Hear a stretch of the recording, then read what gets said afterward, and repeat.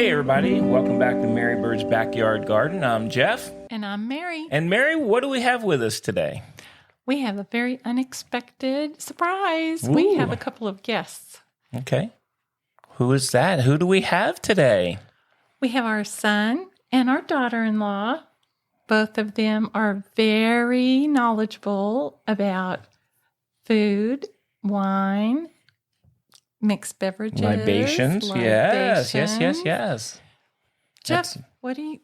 Well, I think let's introduce them. So we have our son Nick and our daughter-in-law Jen. And Jen is a libations enthusiast and a certified sommelier. And Nick is a chef and has been doing chefing for quite a while here in Austin. So why don't you guys do just a quick intro and then we'll get into the show. So Jen? I moved to Austin in 2014, and because I was part of the restaurant industry, I've worked with all of these things for quite some time, but that's actually when I met my husband. That's me. Nice.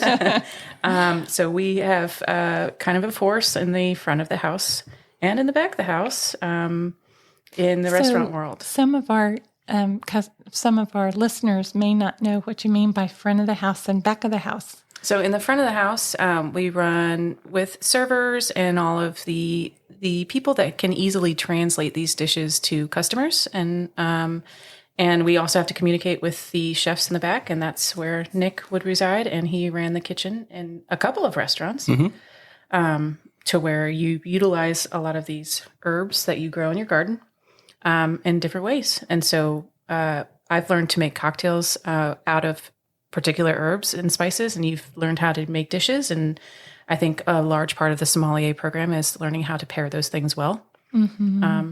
So, yeah. Very good. Oh, I've really enjoyed hearing about Jen, everything that she has learned. She is a wealth of knowledge. Absolutely, absolutely.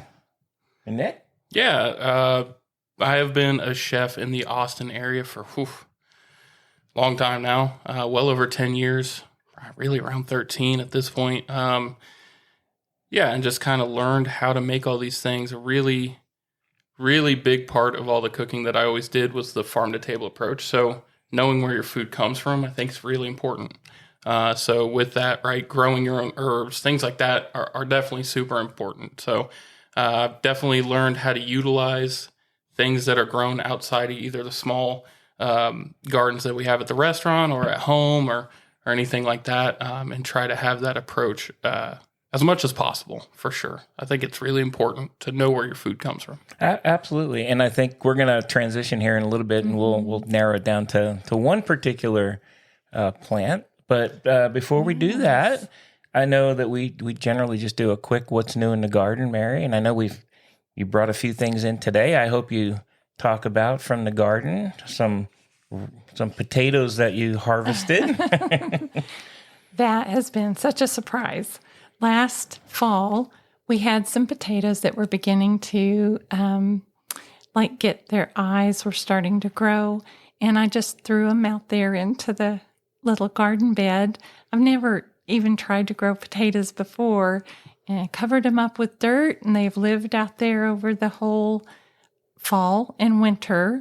And now the tops are starting to look like they're beginning to die back a little bit. And so I dug down with the fork, and there were Yukon Golds. I know, and they looked awesome. Surprise. Good. That was very exciting. So Nice. I was happy about that.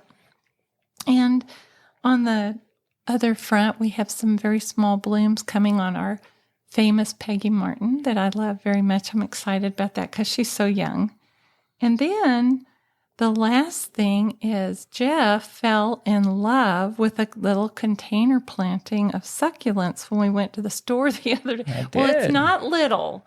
He had to carry it when he brought it. It in was the a big house. one. We got a big one. It's all It's different pretty ones. heavy. But I do know that Jen has expressed interest in building a succulent garden, which is going to be very exciting. Maybe we could do that on a future podcast. I will be looking forward to that. Yay. Yeah, Very that'll be a exciting. lot of fun. That'll be a lot of fun. We were walking around in the yard, and she helped me identify a cactus that you had brought.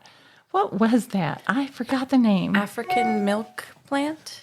An African? No, the other one. You said it was a drooping. A prickly drooping pear. prickly pear. And so it's just gorgeous. Yes, I am trying my hand at growing succulents at my home. And Yes. it is an experience. It's interesting, It is. yeah. Yeah, Very but you different. have an impediment to your garden. Yes. What would that be? Would it be Sakura, the That. cat? The cat. Sizes, the sizes of the beds yes. that I have to, Yes, utilize. that's true. Yeah. They're not in the ground. I live on a second level. So there's that and the sun at different stages. And it's a learning process. Okay, I love that though. I will say, when we first had those gardens, she does all the gardening. I just don't go out there. Her and the cat's kind of their space. So I let them be. But from the first time we started planting, we had one big planter box, and man, everything died quick. But she has grown like a ton and growing, and we're to the point where things are like annually coming back, which is really, really cool. That's wonderful. So she's gotten like a ton better, which is really cool to see that progress. I wish we would have taken pictures as we went. Well, Over those 10, I mean, really, yeah. we've been there for almost 10 years, and just it's gotten better and better, which is really cool. Now the porch feels much more attractive, right? More comfortable to go out there on. Yeah. well, I do know this year you sent me some stunning photographs of the blooms that Yes. you had on your cactus. It was fun. They bloomed a little bit last year, but this was the first crown of blooms that I've seen on one of them. And so that's just exciting, that you have to really start listening to Mother Nature, as we were talking about earlier, rather than telling it what to do. True. And when you start listening to what these individual plants and needs and soil requirements and drainage, and that's when you can really start seeing a benefit.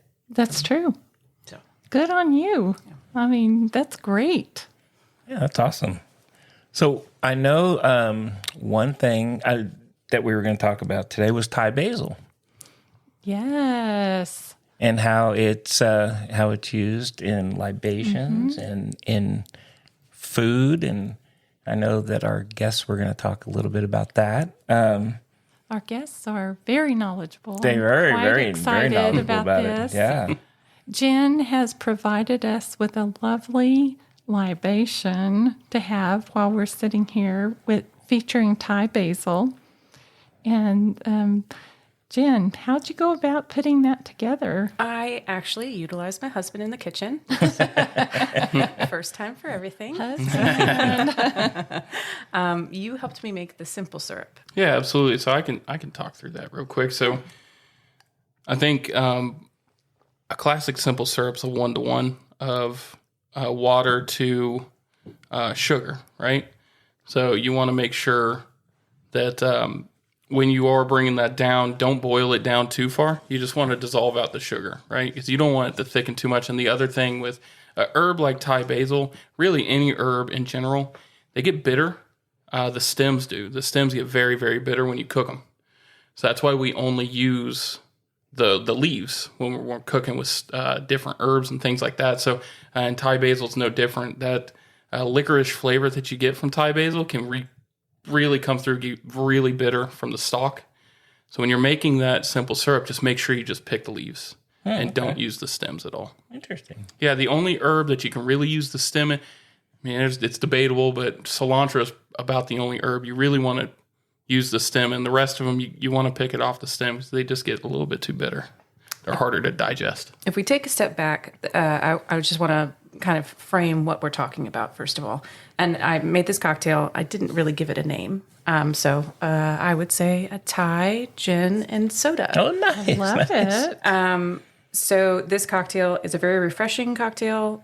It does play on the flavor components of the Thai basil. And as we were talking about, the components are called terpenes, and there's also pyrazines. And we encounter this in the cocktail as a bartender, but also in the sommelier world with talking about white wines. A lot of these white wines, especially the Sauvignon Blanc grape, has a lot of the same terpenes that you would find, which, like I said, are flavor components that are released with sometimes a little bit of heat. So Sauv Blanc has very bright terpenes. Those will come across as a very herbaceous. And there is actually a terpene wheel that you can utilize online that you might want to include the link to. Absolutely. Very interesting. But these different terpenes do have different flavor characteristics. So the one that resides in Thai basil, as opposed to the other basil, the Genovese. Yes, they have different terpenes. They are similar, but the one in Thai basil has more of a licorice flavor. And as a bartender, we use those to garnish things. We actually call it spanking the basil, which opens up the cell structure to let those terpenes out and have a little bit more of an impact. Wow. Yeah, and that's why you would muddle a cocktail, right? Because you want to break down, you're muddling the herbs to get more oils and flavor out, right? Right, or boiling it like in a simple syrup. Yeah. And awesome. so in this cocktail, there is gin, there is a Thai basil simple syrup. I did add a little bit of cucumber to that as well. And there is also some key lime juice and a little bit of soda water to brighten it up. Yeah, it's really refreshing. It's a nice summer drink. Yes. Oh, yes, absolutely. And here in Texas, I mean, we're going to be at 90 degrees here, so I think those summer drinks, we got to kind of break them out a little bit early. And we do. So when we're thinking about food and drinks, especially here in Central Texas, you have to start thinking about like how are you going to lighten up food earlier in the year than most places would? Just because, man, nobody wants to go have heavy stew when it's 90 degrees outside. There's places in the U.S. right now that are still in the 60s, so maybe you can have a stew, right? But not here. So that's definitely something that comes into play when we start thinking about, hey, let's make a food dish or let's make a cocktail or something like that. That's definitely a part of the thought process. Is you don't think about it, but the weather outside, how's your guest going to feel after they eat it, is really important too. Well, this is light, refreshing, and I'm glad you brought out the flavors of the Thai basil. And you did garnish it, I noticed, with peppercorns. Yes. It is the same occurring terpene that you would find in peppercorns, which lends it to a really good vehicle and flavor profile for spicier foods. And that's tendency to use it with Thai foods, which can be really beautifully spicy. Nice.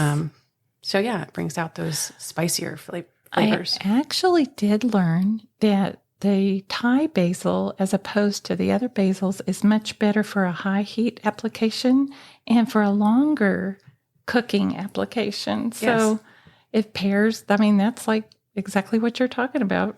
Yep. That's, important characteristic. Mm-hmm. Cool. That's Very awesome. interesting. Yeah. And I know you've cooked with it in Thai food, right? Yeah, absolutely. So I've made a lot of different things. What is your with all favorite sorts. food to make? So I'll start with my favorite dish, right? Just to eat. And if you haven't had it, please go out and try it. But Thai Penang curry is my number one dish. It's probably my favorite thing on the planet as far as food goes, as far as a fully composed dish. Now there's elements like that. I'm like, that ingredient is amazing and I want to use it and everything. But as far as a fully composed dish, probably that Penang Thai curry is my go-to. I don't think we go to a Thai restaurant and I don't get it. I think I get it every time we go anywhere. But and when I cook it at home, I try to cook that curry instead of any other curry. But you can really use it in anything. So you got to really think about, not necessarily because it's called Thai basil, you don't have to make Thai food with it. You can make all sorts of things. Like this beautiful cocktail that has a lot of citrus in it. It is going to cut heat, but it also is going to go, it's a delicate drink. It's going to go with a delicate protein. So I would do some sort of white fish and I'd pan sear white fish with it. I can make a really beautiful tomato water, right? So you take tomatoes and you would blend them down. I'd blend the Thai basil with the tomato, and then I would pass that through a strainer, so it's just the water out of that. So you got the essence of that Thai basil in there with it, and you would just poach the fish, have that little stock on the bottom, and put the fish in it. Garnish it with some different herbs, things like that. I would put more Thai basil on top and kind of pair it with maybe a different grain, something like that. That's kind of my thought process. If I'm pairing something with a drink, which the drink is super awesome. And I think for me, it's harder to pair, for me to make the food and then pair a drink to the food. Now, I think Jen probably thinks opposite of that, right? But I have to taste the drink for me to make the dish. If I taste the drink, I'm like, okay, this works with that, this works with that, this works with that. And so Thai basil is very versatile. It does have that licorice flavor. You could use it in a lot of desserts. If you're not a big fan of super heavy sugary desserts, which I'm really not super into those, Thai basil is a great cutter of the sweetness as well. I do remember one of my brothers did cook with us, and he used basil with a pickled watermelon rind and a watermelon panna cotta and watermelon granita. It was super delicious, but it wasn't super sweet, and we used the licorice flavor to cut any sweetness that it has, so it feels very balanced. I think that's whenever you're cooking with herb or anything, you just got to think, how am I going to balance it out? You know, if it's super licoricey, it's going to be more towards the bitter side, right? So I'm going to balance bitter with acid and sweet. Whereas if it's too acidic, I'm going to cut the acidity with salt or sugar. So that's just thinking through that way when you're going about making a dish. But if I was to make anything in the world with Thai basil, it'd probably be a curry, just because I love it. I love that style of food. I like it's nice and spicy and really flavor profile is really well put together. But really, it's a versatile herb, honestly, and you can make all sorts of things with it. You guys have definitely shown us that today, I'll tell you. I did notice that when you made the cocktail earlier, you misted the leaves of the Thai basil and then you dipped them. Salt? Was that salt? Like Nikki was just talking about? It's actually sugar. So, it's a sugar. Okay. Yeah, so I really wanted to make this very garden themed. So even down to the gin, which I'll discuss in a second. But yes, so you can either spank the herb in order to release those oils, and you can rub that on the inside of the glass if you really want it to be very pronounced, and then you pour the cocktail into the glass. So there are other ways that you can utilize that, but this one, yes, I used my plant mister to mist the leaves of this basil plant, and then I dipped it in sugar, and it just acts kind of as a binder, so it looks like a little bit of snow or a little sparkle to your garnish. Nice. Or almost like the dew in the morning. When you go out to your garden, it's all dewy. You know what I mean? Right. It has that look. So it's a morning cocktail as well. Hey, it's 5 o'clock somewhere, right? So do you want to talk a little bit about the gin? Sure. The gin is my favorite gin. I can say that easily. It is crafted in Vermont, and this company utilizes an apiary, and they work with them in the distillation process, and they use juniper and raw honey in the process. They also top the bottle with a little bit of the wax from their hives, which I just think is really cool. That's pretty cool. Yeah, and you can even smell it. Wow. It smells amazing. It has a really rounded flavor, so that would lead me to believe that they use copper stills to just give it a little bit more texture. Mm-hmm. I can't verify that, but it is a really full mouthfeel sort of gin, and that honey kind of plays up on that a little bit of the sweet notes to it. And I think it's a great addition to this cocktail. That's cool. I like the fact that they used the honey on. That's very unique. That's cool. Awesome. Would a gin pair with a whitefish dish, such as you were talking about earlier? Depends on the application. I think this cocktail right here would definitely, right? Okay. If you're doing like a gin and tonic, though, there's a lot more bitterness in that. So I don't know. That bitterness is going to overpower everything. So I'm going to have something a little sweeter that's going to cut through that bitterness. Okay. So that's kind of the thought process, right? This one's really refreshing, citrusy. Yes. And the Thai licorice flavor is more back-noted, and it's subtler.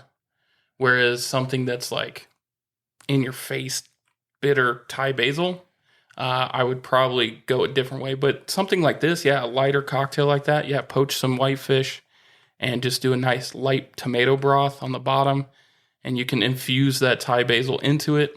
Nice relish on top. You know, you could probably do Thai chili pepper relish. So you just take some cucumber, some Thai chili peppers, and go ahead and cut those down into what is called a brunoise, which is an 1/8 by 1/8 inch cube, and kind of dress it with a little bit of lime juice and top the fish with that, and then hit it with some more chiffonade of Thai basil on top.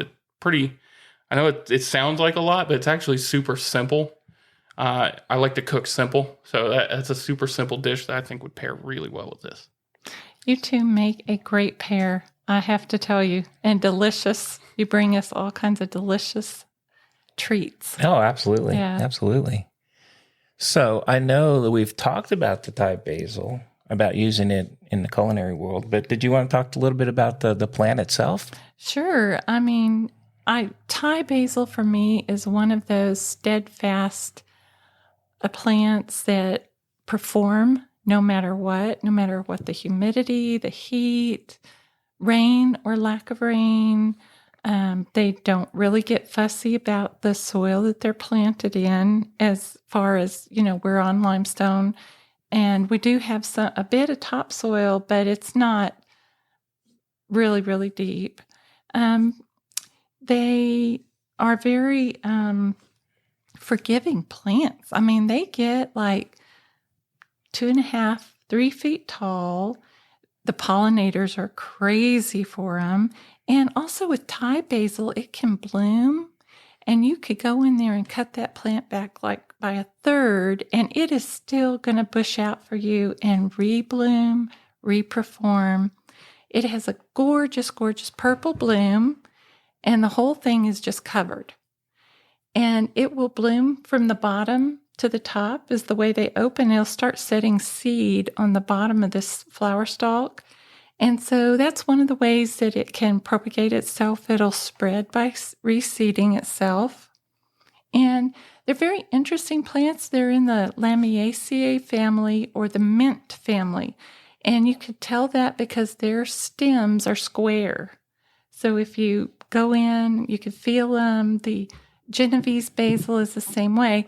Genovese basil, though, which you would make pesto with, or we put it in meatballs, you have a broader leaf, and so you lose water much more quickly that way.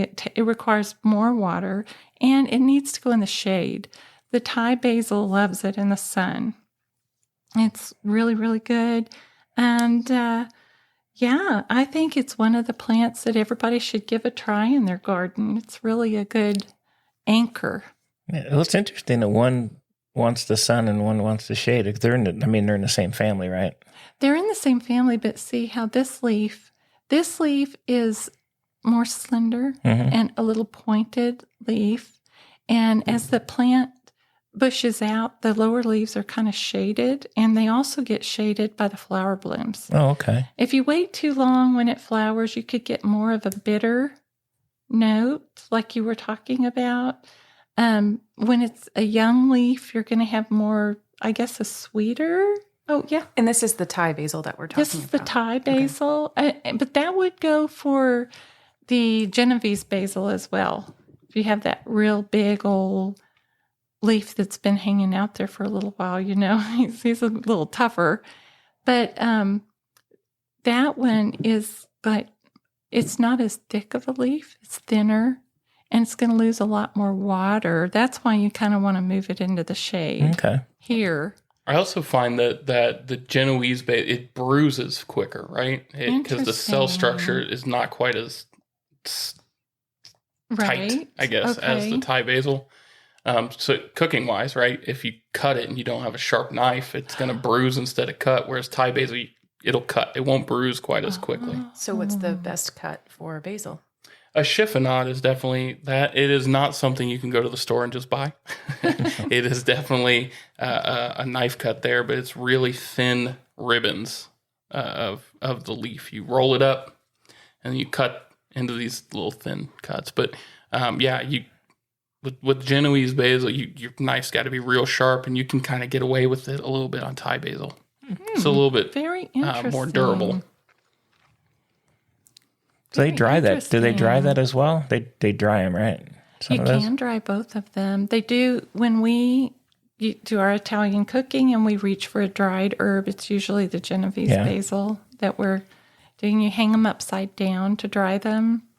And you can cut the flower stalks and hang them upside down and gather the seeds so that you could plant it where you want it. Oh. But I do find the birds help me scatter it around the garden and they plant it and it grows really well. Yeah. Nice. So, yeah, one of my favorites. Very good. Very good. Well, what else did you have? I know that we've had, we're still tracking our Peggy Martins and our roses over the rose arch that we have.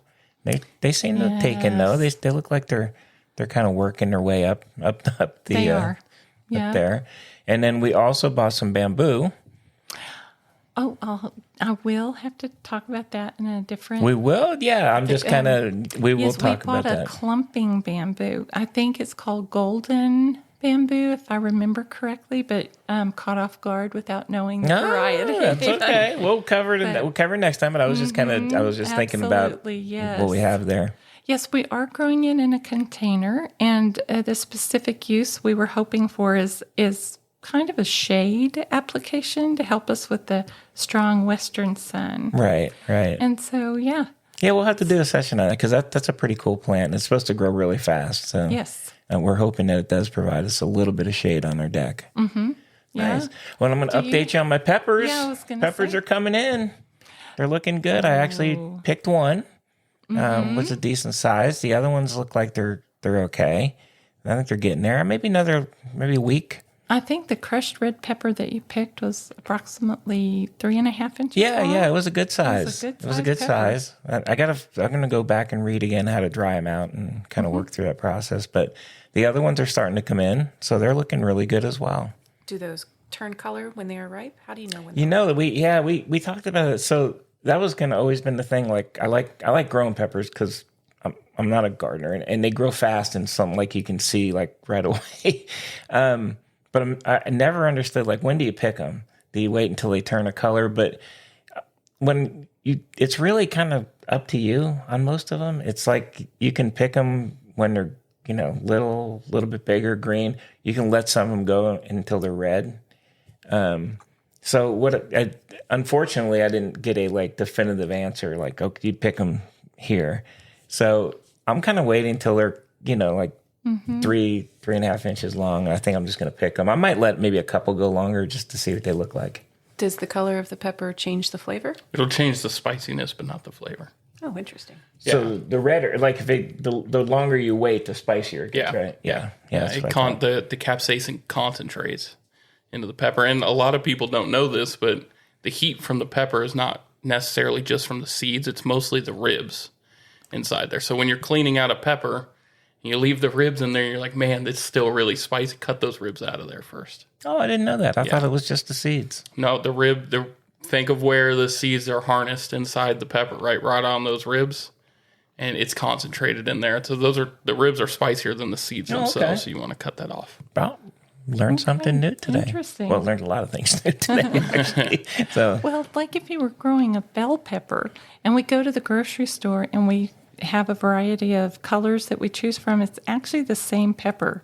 The green pepper is actually the same as the orange, yellow, or red. It's just the length of time they've left them on the plant. I didn't know that. Mm-hmm. And you know what's crazy about bell pepper? A fun, I guess, experiment for anybody that wants to try is grow a bell pepper at home and then buy a bell pepper at the store. The mass-produced bell peppers do not have the same punch, the same amount of flavor as what you're going to grow here, because they are using different things to make them grow faster. Is right where we have to keep the food supply out, and that's why maybe you go to the farmers market and everything, all your produce, you're looking, man, everything's a little more expensive, but that's because it took them 2 times longer to grow it, and they hand harvested, and they didn't use the extra stuff to make them go faster. That's what you're paying for. You're paying for them. And it's going to have a lot more flavor. I think a lot of the crops and food that we grow in America are bland. You lose a lot of, especially like squash, right? You go to the store, get a zucchini or squash. They don't taste like much. But if you grow it yourself and you eat it, and you're like, there's a big, big difference. So I implore your listeners to go definitely try that out, right? Buy a pepper at the store. Grow your own pepper at home, taste the difference, and you definitely see, and that runs across all produce. I know that Jen's going to be very familiar with this, but a lot of the people that I like to listen to use a Brix meter, and they will juice the vegetable or the leaf of a plant and be able to identify which one is going to have a better flavor and which one won't by the Brix meter reading. Yes. Right? And those flavor components, those are pyrazines, which is found in bell peppers, and which is very potent, obviously, in bell peppers, but you can also find those flavors in wine. I know that certain varieties, especially Zinfandel, they go through veraison, which is the changing of the color of the skin, but they ripen at different times. So when harvest comes around and they are picking these grapes to make wine, a lot of times there's both green grapes as well as fully changed red, deep color grapes. And so those flavors from the green ones contain pyrazines, which is the same bell pepper flavor. So Zinfandel, if they're dealing with that sort of crop that year, you'll notice more of a bell pepper undertone to red wine. Wow. So, I mean, this might be a little off topic, but I have a question for my lovely wife. Yes. Yes. So some wines, the grape is more concentrated in flavor, and because they're torturing the actual vine itself by not giving it a lot of why would you do that, right? How does that work? I guess the science behind it. That your mother would actually be a better resource. Oh, yeah? It's a number of factors. It's the size of the grape variety. Petite Syrah is a very small grape variety, which means that the interior flesh is smaller in comparison to the skin on the outside, and that produces a very deep flavor, a really luscious flavored wine because there's more skin to the flesh variety, and that's varietal. But it does take into account pruning techniques as well. As with my sister's persimmon tree? Was it percent? It was a pomegranate tree. We learned in order to make sure it fruits, you have to cut back a lot of the different branches in order to concentrate those nutrients into the ones that are going to produce fruit. And you do that in your garden. Mm-hmm. Yes. Different people have different ways they grow tomatoes. I would say tomatoes are an example of that, where they will not allow all of the branches to fruit. And so they'll concentrate all the nutrition going to one or a few fruits. Actually, your young fruit trees, they do like to do that. So you're not expending so much energy on so many fruits. You could get the health concentrated into a few fruits. And one of the things they do with essential oils that you would capture, maybe you would capture it from a Thai basil, is some people have theorized that when they withdraw the water, they cause the oils to concentrate in the plant. I'm a little back and forth whether that's a thing or not a thing. I'll need to do some more research about that. But I think that's kind of along those lines. As I was researching and finding these pyrazine and terpene scales, they did allude to Thai basil and things that are higher in those terpenes have medicinal properties like anti-inflammation and antifungal in some cases. Anthocyanin, it has a lot of antioxidants in it. Yeah. It has vitamin K, calcium, and it has some vitamin A to it. It has, I found my information from the Cleveland Clinic, actually. So, it has different, I guess, maybe it is the terpenes and the pyroxidines, but I think they're called anthocyanins, right? Yes. This would be like the purple flowering. We're going down a... No, that's great. That's awesome. I know we're being very technical. But... No. That's really good. That's really good stuff. Yes, but when it comes to comparing both varieties that you have over here, the Genovese, am I pronouncing that correctly? Yeah, I think so. That one has a little bit more of a limonene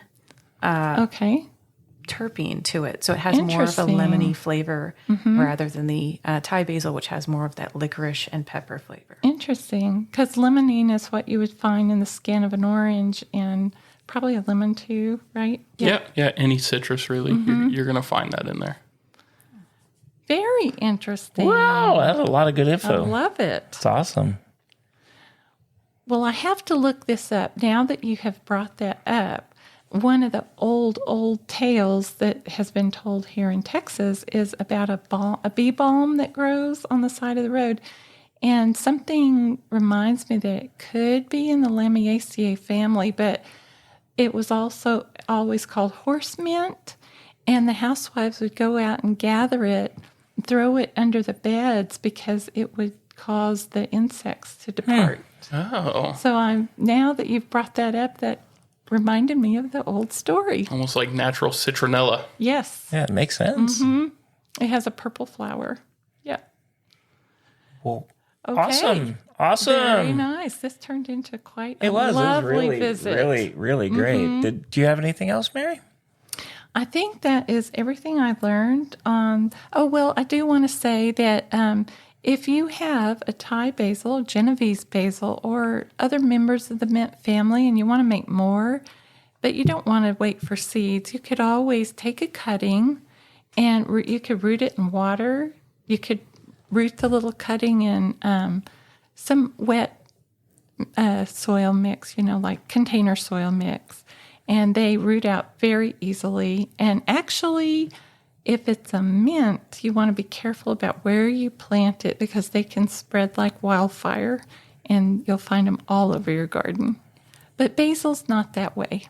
Okay. And so seeds or by propagation, by cutting. And I think I covered everything that Oh, and it does very well in containers, especially the Genovese. Does very well grown in containers. Okay. Very nice. Very nice. Thank you, guys. Thank you. Yeah, ever thank so you. much. It's been really Wow. fun. This was Thanks awesome. for having us. Thank you This for is inviting awesome. me. So you're going to get an invite back, right? Yeah. I mean, you got to come back. We just touched the surface with Thai basil. There's plenty of other things we can talk about.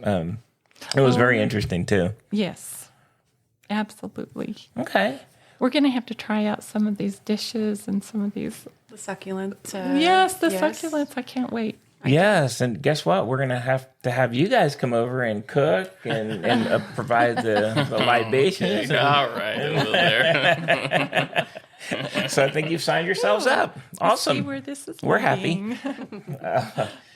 All right. Well, hey, we really appreciate everyone joining us here. I hope you guys enjoyed this. Thank And we would appreciate some feedback. I mean, if you like the episodes, if you could give us 5 stars, we'd appreciate it.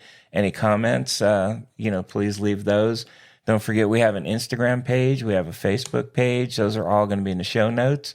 So if you guys could visit those, Mary always kind of updates the blog on a weekly basis as well. And she'll put some pictures out there and kind of go along with the podcast. So again, we really appreciate you guys joining us here. And As always, I'm so happy that you come and visit with us. Absolutely. And happy gardening. Absolutely. And we will see you guys next time here at MaryBird's Backyard Garden. Bye. Bye-bye.